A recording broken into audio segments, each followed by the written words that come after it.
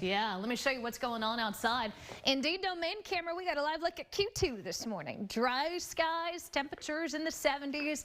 No big surprises, y'all, with today's weather. We're closing out June how we typically see June. Hot, humid, a little bit of haze, couple spot showers. Looking at your hike and bike forecast, the earlier you can get out there, I think the friendlier it will be, because this afternoon a high of 97, but feeling even hotter. Yesterday, our high temperature was 98, but your heat index got up to 103 in Austin. So we're feeling it, and it will get worse before it gets better. Rain chance at 10 to 20%. Today's high temperatures in the 90s everywhere you look. It's hot. Like I said, if this wasn't hot, we would be talking about, you know, some surprises. It shouldn't surprise you that we've got 90s every single day for the next week.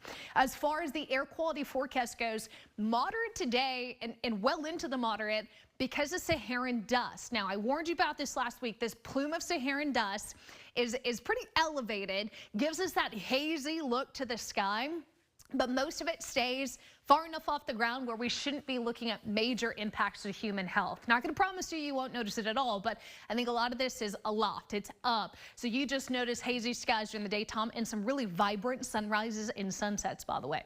Clouds and radar. Handful of spotty showers, weak thunderstorms. Not a whole lot to work with here when it comes to lift, but we will be looking at a 20% chance, of 20% coverage of these spotty showers. No severe weather anticipated. I really think it's going to be the afternoon, early evening.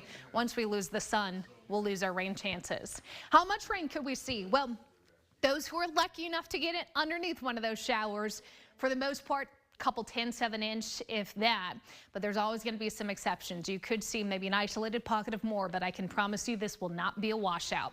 A ridge of high pressure sitting over East Texas. Now, underneath this high pressure is sinking air. As this drifts a little bit closer to central Texas, rain chances become harder and harder to get up. So I anticipate mainly dry skies really over the next week. Today's 20%, probably the best rain chance we've got over the next 7 days, but I think once we get into tomorrow, maybe even Thursday, an isolated shower, if that possible. Everybody else dry.